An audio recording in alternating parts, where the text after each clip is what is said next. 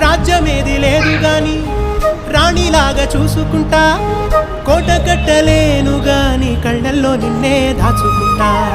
రాత ఎట్లా రాసి ఉన్నా ఆ మార్చి నీతో రాసుకుంటా. స్వర్గమంటూ ఉన్నదంటే అది నీతోనే ప్రతిరోజు పంచుకుంటా.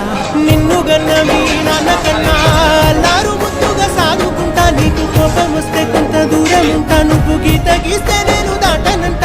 కంట నీరు కంటి రెప్ప దాటకుండా కాటుకై కావలుంటా. రామాయి కాలుతా ఉంటే